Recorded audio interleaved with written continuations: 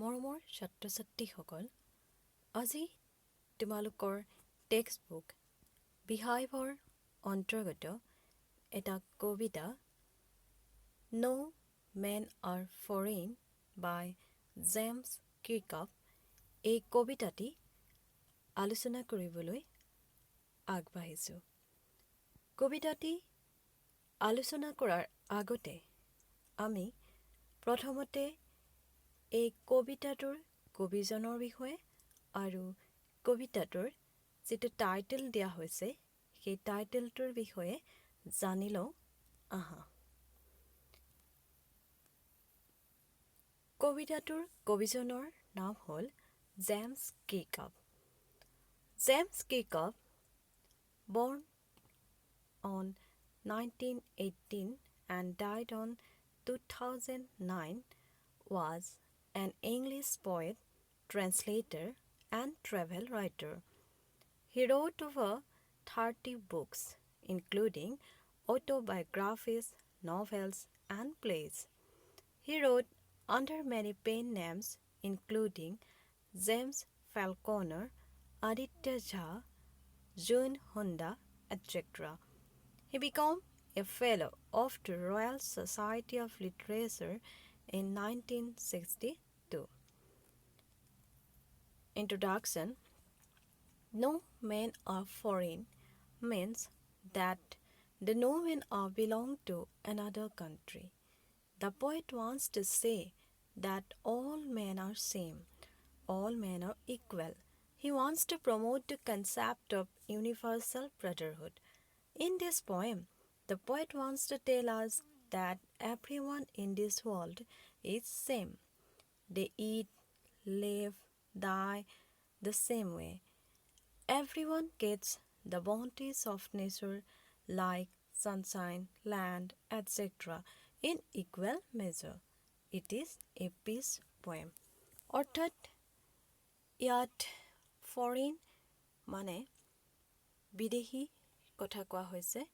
কবিয়ে ক'ব বিচাৰিছে যে কোনো মানুহ বিদেশী নহয়, সকলো সমান। পৃথিৱীৰ সকলো মানুহ একেই। এই কবিতাটো দ্বাৰা কবিয়ে সকলোলৈকে এক শান্তিৰ বাৰ্তা কঢ়িয়াই আনিছে আৰু এই গতিকে এই কবিতাটো এটা শান্তিৰ কবিতা বুলি আমি ক'ব পাৰোঁ। তেওঁ ক'ব বিচাৰিছে যে সকলো মানুহেই একেধৰণে খায়, শুৱে, উশাহ লয়। এই কবিতাটোৰ জৰিয়তে কবিয়ে ক'ব বিচাৰিছে যে অল মেন আৰ ইকুৱেল, মাত্ৰ যিবিলাক সীমাৰেখাই পৃথিৱীৰ গোটেই ভূমিভাগ ভিন ভিন দেশক বিভক্ত কৰিছে, সেই সীমাৰেখাবিলাকৰ বাবেই মানুহৰ মাজত বিভিন্নতা আহি পৰিছে। মানুহে এখন দেশৰ মানুহে আন এখন দেশৰ মানুহক বিদেশী বুলি জ্ঞান কৰি তেওঁলোকক শত্ৰু ৰূপেৰে চাবলৈ লৈছে। অথচ সকলোকে ভগৱানে সূৰ্যৰ পোহৰ, বৰষুণ আদি প্ৰকৃতিৰ সকলো বস্তুৱেই দিছে আৰু সকলো মানুহেই একেধৰণে জীৱন ধাৰণ কৰে আৰু মৃত্যু একেধৰণেই হয়।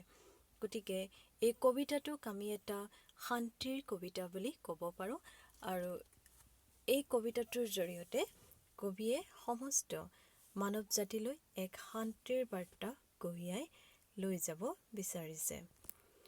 গতিকে এতিয়া আমি কবিতাটো আৰম্ভ কৰোঁ আহা। No men are foreign.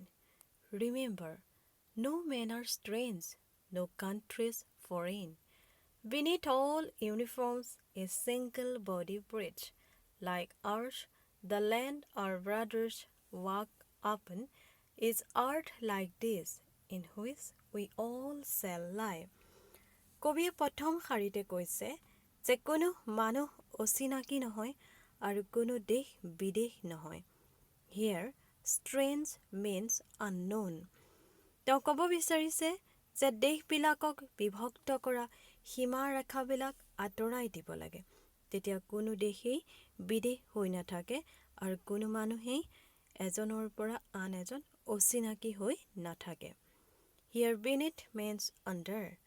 তেওঁ আৰু ক'ব বিচাৰিছে যে সকলো দেশৰে সৈনিকসকলে যদিও নিজ নিজ দেশৰ ইউনিফৰ্ম পৰিধান কৰে, তথাপি তেওঁলোকৰ ইউনিফৰ্মৰ তলত থকা যিটো হিউমেন বডি সেইটো একেই। সকলোৱে একেধৰণেই উশাহ নিশাহ লয়।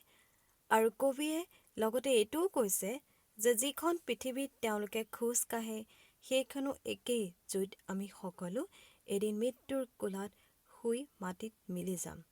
অৰ্থাৎ তেওঁ ক'ব বিচাৰিছে যে সকলো মানুহেই ভাই ভনী। অৰ্থাৎ ইয়াৰ যোগেদি তেওঁ মানুহৰ মাজলৈ ইউনিভাৰ্চেল ব্ৰাদাৰহুড এই কনচেপ্টটো বা এই ধাৰণাটো কঢ়িয়াই লৈ যাব বিচাৰিছে।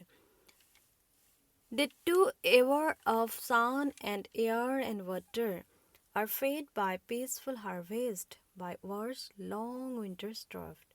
Their hands are ours, and in their lines we read a labor not different from our own. Here they refers to foreigners. কবিয়ে ক'ব বিচাৰিছে যে ভগৱানে সকলোকে আমাক দিয়াৰ দৰেই একেই ছানশ্বাইন, ৰেইন অৰ্থাৎ প্ৰকৃতিৰ সকলো সম্পদেই দিছে। তেওঁ আৰু কৈছে যে তেওঁলোকেও আমাৰ দৰে শান্তিৰ সময়ত অৰ্থাৎ যেতিয়া যুদ্ধৰ বিভীষিকা নাথাকে সেই দিনবিলাকত শান্তিৰে খেতি বাতি কৰে। তেওঁলোকেও আমাৰ দৰে যথেষ্ট কঠোৰ পৰিশ্ৰম কৰে আৰু তেওঁলোকৰ হাত দুখনো আমাৰ দৰে কঠোৰ পৰিশ্ৰমৰ ফলত তেওঁলোকৰ হাতৰ যি ৰেখা সেই ৰেখাবিলাক আমাৰ নিচিনা একেই হৈ পৰে। তেওঁলোকো আমাৰ দৰে কঠোৰ পৰিশ্ৰমী বুলি ক'ব বিচাৰিছে। তেওঁ লগতে এইটোও কৈছে যে যুদ্ধ আৰু ঠাণ্ডাৰ দিনত আমাৰ দৰে তেওঁলোকেও খাদ্য কম পায় আৰু ভোকত থাকে। গতিকে তেওঁলোকৰ অৱস্থা আমাৰ দৰে হয়। সেই সময়ত কথা তেওঁ কৈ আমাক মাত্ৰ এইটোৱে ক'ব বিচাৰিছে যে তেওঁলোকৰো আমাৰ দৰে ভোক একেই, অৰ্থাৎ সকলোবিলাক আমাৰ দৰে একেই। আনকি তেওঁলোকেও আমাৰ দৰে কঠোৰ পৰিশ্ৰম কৰি কেতিয়াবা কেতিয়াবা তেওঁলোকৰ দুৰ্বিষহ জীৱনো যাপন কৰিবলগীয়া হয়। Remember, they have eyes like ours that wake or sleep, and strength that can be owned by love. In every land is common life that all can recognize and understand. কবিয়ে আমাক সোঁৱৰাই দিছে যে তেওঁলোকৰো চকুবিলাক আমাৰ দৰে, যিবিলাকে সাৰ পাই থাকে আৰু কেতিয়াবা কেতিয়াবা টোপনি যায়। সকলোবিলাক আমাৰ দৰেই একেই। তেওঁ লগতে এইটো ক'ব বিচাৰিছে যে তেওঁলোককো আমাৰ যিদৰে আমি ইজনে সিজনক মৰমৰ শক্তিৰে জয় কৰিব পাৰোঁ, তেওঁলোককো আমি মৰমৰ শক্তিৰে আমি জয় কৰিব পাৰোঁ। In every land is common life. আৰু সকলো পৃথিৱীৰ সকলো মাটিতে সকলো ঠাইতে অৰ্থাৎ এটা কমন কথা হৈছে কি life. Life means living things. যে সকলো পৃথিৱীৰ সকলো বস্তুতে সকলো ঠাইতে একে এটা পৰিৱেশ আমি দেখিবলৈ পাওঁ, সেইটো হৈছে জীৱন। সকলোতে জীৱ আছে আৰু সেই জীৱবিলাক আমাৰ দৰে একেই, অৰ্থাৎ মানুহবিলাক আমাৰ দৰে একেই। তেওঁলোককো আমি চিনিব পাৰিম আৰু তেওঁলোককো আমি বুজিব পাৰিম যদিহে আমি তেওঁলোকৰ দুখত সমভাগী হৈ সুখত সমভাগী হৈ তেওঁলোকৰ লগত তেওঁলোকৰ অনুভৱবিলাক আদান প্ৰদান কৰোঁ। তেতিয়া আমাৰ বাবে কোনো ব্যক্তিয়ে ফৰেইনাৰ্ছ হৈ নাথাকে আৰু তেতিয়া আমাৰ মাজত কোনো ধৰণৰ যুদ্ধৰ বিভীষিকাও নাহিব। যেতিয়া আমি ইজনে সিজনক বুজি পাম, যেতিয়া আমি সকলো এক হৈ পৰিম, তেতিয়া আমাৰ মাজত কেতিয়াও যুদ্ধ নাথাকিব বুলি তেওঁ আমাক কৈছে। Let us remember whenever we are told to hate our brothers, it is ourselves that we shall dispose, betray, condemn. Remember, we who take arms against each other. Here, disposes means dislodge or deprive. অৰ্থাৎ তেওঁ আমাক ক'ব বিচাৰিছে বা সোঁৱৰাই দিব বিচাৰিছে যে যেতিয়াই আমি ইজনে সিজনৰ লগত ঘৃণা কৰিম বা ইখন দেশে সিখন দেশক ঘৃণা কৰিম, তেতিয়া আমি আমাৰ নিজকে ঘৃণা কৰা দৰে হ'ব। কাৰণ আমি সকলো ভাই ভনী, আমি সকলো পৃথিৱীৰ সন্তান, আমি সকলো একেই। গতিকে আনক ঘৃণা কৰা মানে আমি নিজকে ঘৃণা কৰা হ'ব বা আমাৰ নিজৰে বিপদ হ'ব বুলি কৈছে, আমাৰ নিজৰে অৱস্থা বেয়া হৈ যাব বুলি কৈছে। তেওঁ ক'ব বিচাৰিছে যে আমি কেতিয়াও আনক এনিমি বুলি ভাবিব নালাগে। কাৰণ যেতিয়াই আমি আনক এনিমি বুলি ভাবিম, তেতিয়াই আমাৰ মাজত কি হৈ পৰিব? যুদ্ধ হৈ পৰিব, যুদ্ধ লাগি যাব আমাৰ মাজত। আৰু সেই যুদ্ধই কেতিয়াও কাৰো কাৰণে ভাল হ'ব নোৱাৰে। তেওঁ শেষত আমাক এটা কথা সোঁৱৰাই দিছে যে ৰিমেম্বাৰ হু টেক আৰ্মছ এগেইনষ্ট ইচ আদাৰ। মনত ৰাখিবা যে ইজনে সিজনৰ বিৰুদ্ধে আৰ্মছ লয়, তেতিয়া কি হ'ব? আমি নেক্সট ষ্টেঞ্জাটোত চাওঁ। It is the human art that we defile. Our hells of fire and dust outrace the innocence of air that is everywhere our own. Remember, no men are foreign and no countries strange. Here, defile means make dirty or pollute.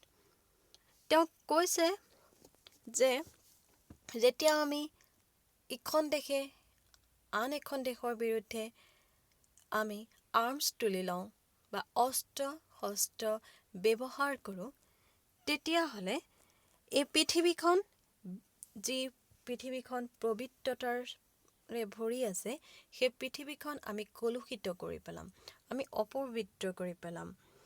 আৰু অৰ্থাৎ আমি ইয়াক কি কৰি পেলাম বুলি কৈছে? Dirty কৰি পেলাম বুলি কৈছে। কাৰণ যেতিয়াই যুদ্ধ সংঘটিত হ'ব, তেতিয়াই যথেষ্ট বেছি পৰিমাণে তেজ পৃথিৱীৰ লগত মিলি যাব, ডেড বডিজবিলাক পৃথিৱীত মিলি যাব, যিবিলাকে আমাৰ পৃথিৱীখন পলুষিত কৰি পৰিব। আৰু যিবিলাক ৱেপনছ আমি ইউজ কৰোঁ, সেই ৱেপনছবিলাকৰ পৰা যি কেমিকেলছবিলাক ওলায়, যি ৰাসায়নিক দ্ৰব্যবিলাক ওলায়, সি গোটেই এয়াৰটো পলিউট কৰি পেলায়। সি তাৰ ফলত আমাৰ কি হৈ পৰে বুলি কৈছে যে আমাৰ বায়ু প্ৰদূষিত হয়, শব্দ প্ৰদূষণ হয়, যিবিলাকে আমাৰ যথেষ্ট পৰিমাণে ক্ষতিহে কৰে। তেওঁ ক'ব বিচাৰিছে যে যুদ্ধই কেতিয়াও কোনো মানুহৰ বাবে কোনো ধৰণৰ শুভ বাৰ্তা কঢ়িয়াই নানে। ই সদায় অশুভই হয়। লাগিলে যুদ্ধত তুমি জিকাই, কিন্তু সদায় দুইটা পাৰ্টিৰে কি হৈ পৰে? লষ্ট হৈ পৰে, যথেষ্টখিনি ক্ষতি হৈ পৰে। শেষত তেওঁ ক'ব বিচাৰিছে যে আমি কোনো মানুহ কেতিয়াও ফৰেইনাৰ নহয়, অৰ্থাৎ বিদেশী নহয়, আৰু কোনো মানুহ বা কোনো দেশ কেতিয়াও ইখন সিখনৰ বাবে অচিনাকি হৈ নপৰিব, যেতিয়া আমি সকলোকে একেই ভাই ভনী বুলি আঁতৰি ল'ব পাৰিম। অৰ্থাৎ he ends the poem by writing the first line in reverse and saying that remember no men are foreign and no countries strange. অৰ্থাৎ কোনো মানুহে কেতিয়াও বিদেশী নহ'ব আৰু কোনো দেশ কেতিয়াও অচিনাকি নহ'ব। যেতিয়া আমি সেই দেশবিলাকক বিভক্ত কৰা বা বিভাজ্য কৰা সেই সীমাৰেখাবিলাক আঁতৰাই দিম, তেতিয়াই সকলো পৃথিৱীৰ দেশ এখনো কেতিয়াও নাথাকিব আৰু গোটেই পৃথিৱীখন এক হৈ পৰিব। আমি এক হৈ পৰিম, আৰু এক হৈ পৰিলে আমাৰ পৃথিৱীখন পুনৰ এখন সুন্দৰ পৃথিৱীলৈ ৰূপান্তৰ হ'ব পাৰিব। গতিকে নিশ্চয় তোমালোকে কবিতাটো বুজি পালা। এতিয়া আমি চাওঁ কবিতাটোৰ summary. The poem No Men Are Foreign is a beautiful poem. It begins and ends with the same line. Remember, no men are strange, no countries foreign, as the poet wants to emphasize on the fact that all the people living on this earth are the same. The poet tells us that all the divisions based on nation, caste, color, religion are baseless, since we all are similar in our basic need of the common resources for our life. He reminds us that whenever we hate someone, we sit and hate ourselves. Also, when we pick up weapons against someone, we pollute the earth and make it impure with the huge mounds of dead bodies. In this way, the poem gives us the message of mutual and peaceful coexistence and warns us not to hate or fight each other. গতিকে ছাত্ৰ ছাত্ৰীসকল নিশ্চয় এই কবিতাটো তোমালোকে বুজি পালা আৰু এই কবিতাটোৰ জৰিয়তে কবিয়ে ইউনিভাৰ্চেল ব্ৰাদাৰহুডৰ যি কনচেপ্ট সেই কনচেপ্টটো সকলোলৈকে কঢ়িয়াই লৈ আনিছে। গতিকে নিশ্চয় তোমালোকে কবিতাটো এনজয় কৰিলা আৰু কবিৰ বাৰ্তাটো বুজি পালা। গতিকে আশা কৰিছোঁ তোমালোকেও কবিয়ে কোৱাৰ দৰে ইউনিভাৰ্চেল ব্ৰাদাৰহুড কনচেপ্টটো এই যি বাৰ্তাটো সেই বাৰ্তাটো তোমালোকে এজনৰ পৰা আনজনলৈ কঢ়িয়াই লৈ যাবা। চ' থেংক ইউ।